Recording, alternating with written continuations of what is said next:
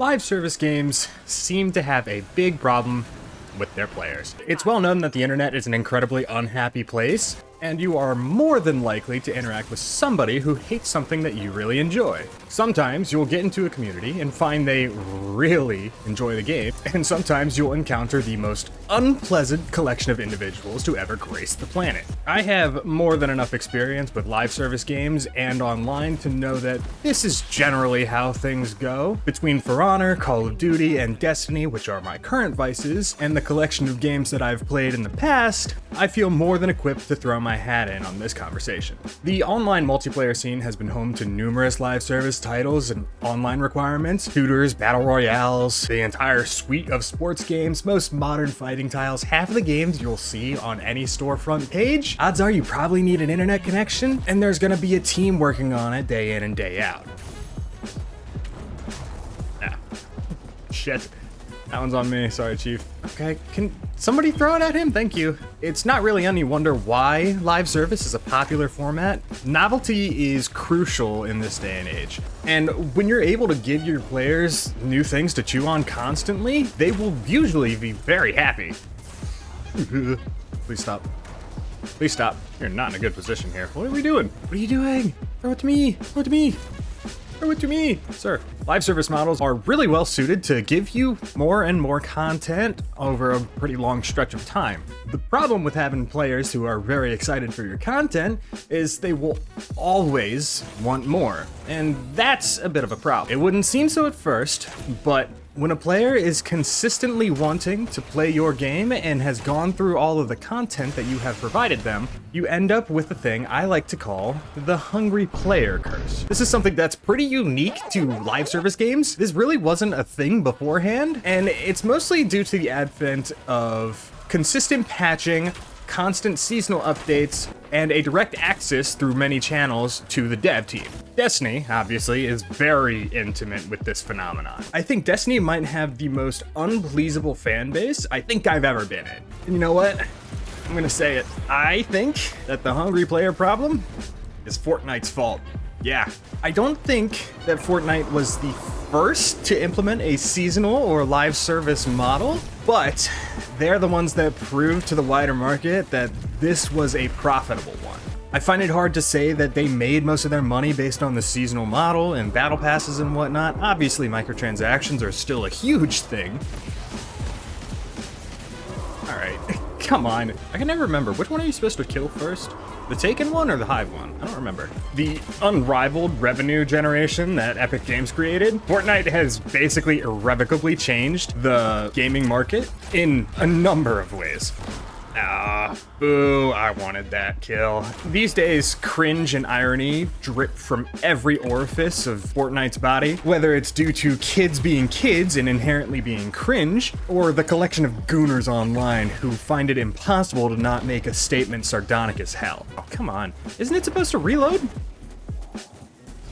Oh, he Goomba stomped me. That was way too scary. But the true worst thing that Fortnite has done is it popularized this seasonal model. Now, players are basically living in a constant state of FOMO, fear of missing out.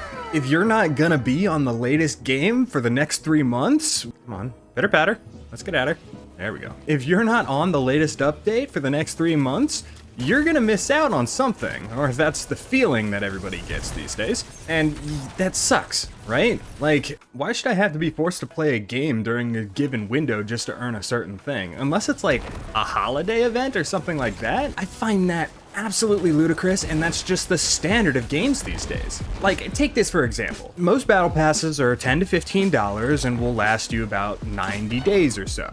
Oftentimes, these passes will have 100 to 110 tiers worth of content and require daily, if not more, investment in order to fully unlock it. A lot of casuals just don't have that time. And if they do, they might only invest in one single game with this model. So they often won't get the full benefits of their purchase, which sucks. This is FOMO. This is the cornerstone of it. All right, Chief.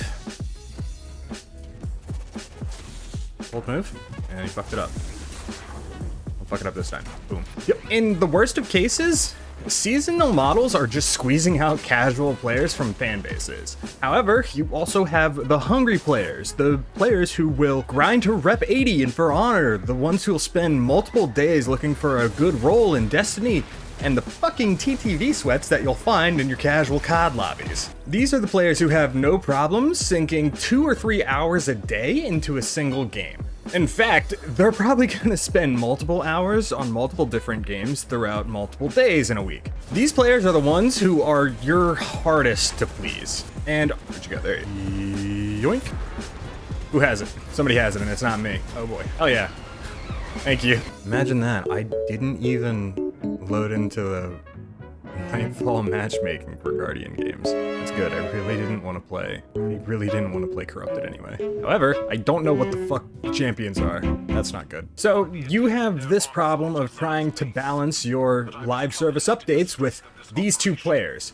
The ones who will probably be happy with any content you provide them at most times, the casuals, or the ones who will burn through any content you give them within about 5 days, perhaps. And here's the thing, I'm gonna let you in on a secret before I die. Can I shoot these? I can. Not with a bow, though. I'm not gonna be able to do that well. Ow! Fuck me. I'll just sit back here instead. So, yeah, here's the secret. Hungry players, this is the crux of the hungry player curse. Hungry players are never going to be satisfied with whatever you provide them. They will always want more. So, oops, that works. Oh, what a fucking throw. If these players are never going to be satisfied, why try to satisfy them at all? Well, at the end of the day, you still want everybody possible to play your game, right? The reason we have games is so the most people can enjoy them. You're still alive? Not anymore. Bye. So casuals are probably going to be happy with whatever content you put out with them. But in order to get the most players to be happy with your game and the most revenue out of it, even more importantly, in order to get the most people happy in playing your game, what do? See, in live service, you can be closer to either end of this spectrum, in my opinion.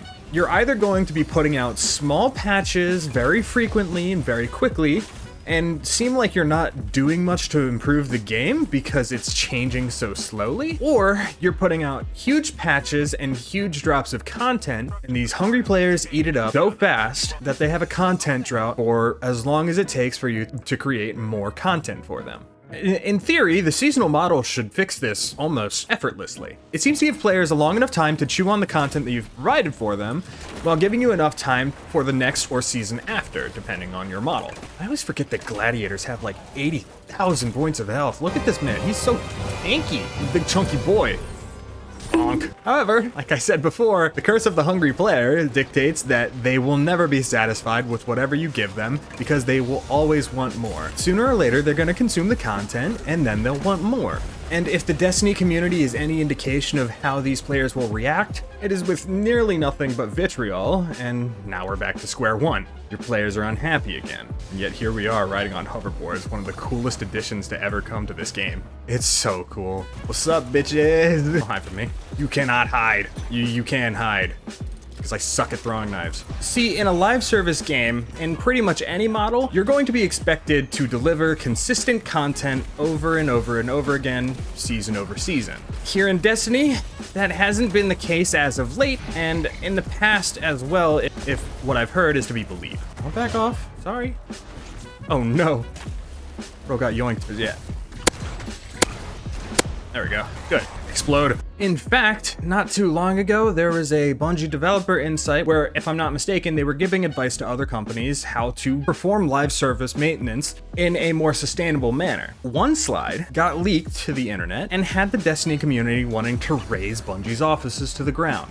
What could have possibly gotten the Bungie community so riled up? I wonder what it was. They're some of the most calmest players on the planet, you may be thinking. Well, you'd be thinking wrong, obviously. You know better than that. See, this panel, when it was released online, Bungie had this philosophy of not over-delivering to your players. Their philosophy stated that if you were to over-deliver to your players, they will expect the same amount of content consistently after you've delivered it to them once. Now, I think there's merit here. I mean, if nothing else, they have been maintaining Destiny for nearly 10 years. You would think they know a thing or two about how they've managed it up until now, and from what I've witnessed, Bungie's absolutely right. Once you over-deliver once, players are going to expect you to provide the same, if not better content, hand over fist, with each subsequent patch or update. Now, I'm not gonna say this is wrong of players to expect. Once a dev has proved that they can do something well, it's not out of the realm of possibility to expect them to be able to perform again. However, all too often, players don't understand the amount of time, money, and effort go into creating some of their favorite games. Wait, Doink, you better cover me. Doink. Oh man, I'm in trouble. Whoa, whoa, whoa, whoa, whoa. Well, that was unexpected. So, the hungry player curse ends up being this weird sense of entitlement, mixed with a very passionate fervor for the games that they love to play. Now, obviously, whoa, whoa, whoa, whoa. Devs would obviously champion at the bit for any player to be so fervently awaiting the next content drop. Obviously, it means you're doing a good job, right? Any dev would be so unbelievably happy that you are so fervently passionate about enjoying their game. And yes, that's absolutely the case, no matter what. Shatter Dive is still fun, man. Bonk. God, I'm not even using my build. I totally forgot. I'm running a Bomba build. Whoops. But like I said, these hungry players aren't your average player waiting to enjoy your game. They're the ones who are waiting for your midday resets. They are the ones who are going to burn through whatever content you have planned immediately. So is there any way to fix this curse? I think Bungie does have the best idea for this, and that's to set your expectations properly and to not over-deliver as best you can. But here's my Trojan horse. I think that live service games should probably just go away. Hear me out.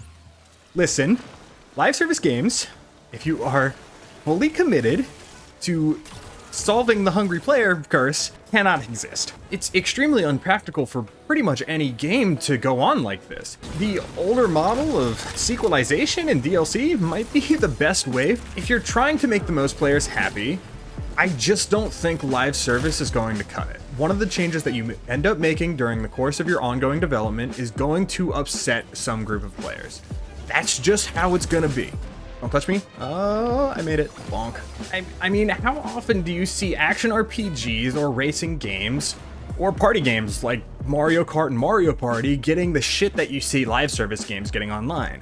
Call of Duty, Fortnite, Apex, Destiny, For Honor, all of these games have gotten shit constantly since their release. Maybe I'm just not looking hard enough, but I've barely ever seen a peep from anybody complaining about these action RPGs and whatnot. At least not with the vitriol that you get from live service games. And that'll bring me to my last point. This weird sense of entitlement that I mentioned earlier comes from a perceived level of control on the player's part. What I mean is that with the prevalence of social media, players have more access than ever to devs' personal accounts and with dev teams as a whole. This means that they can voice their opinions directly to a live service team in hopes that their issues will be addressed in the next patch. It is very hard for anybody to think that they cannot influence the game this way, so I find it hard to not chalk it up to anything but their conduct being exceptionally toxic. This perceived sense of control is really bad for any live service community fan base. It will inevitably lead to the most toxic people in your crowd thinking they deserve the say, and even worse, likely being ones to send hate mail and death threats and whatever else you want to imagine to the devs of the game. And you know what? That's an even better way to get devs to not listen to the fans. Ooh, that was close. Yeah. So live service gaming has left us with players who are insatiable for new content, upset when it doesn't meet their expectations, and believe they can dictate the path of the game using social media as their cudgel. Live service gaming has facilitated this perfectly for years on end, but luckily, I think it's reaching a natural end. There's been mumblings online for a while now about how displeased people are with the gaming landscape right now. Not too long ago, I even saw the Act Man put out a video on why live service is ruining games, and yeah, I'm a little bit influenced by that one. I think that games as a whole are starting to move away from this trend, and Helldivers, I think, is leading the charge here. So I think we will have some luck here in the near future of companies trying to move away from this heavy FOMO seasonal model of game development, and we will eventually be getting back to something a little bit more easy on all of us players as a whole. Thank you all so much for watching. I hope you enjoyed. Don't forget to like, comment, subscribe, hit that bell so you know when I upload, and I hope you all have a great day. Take care of yourselves.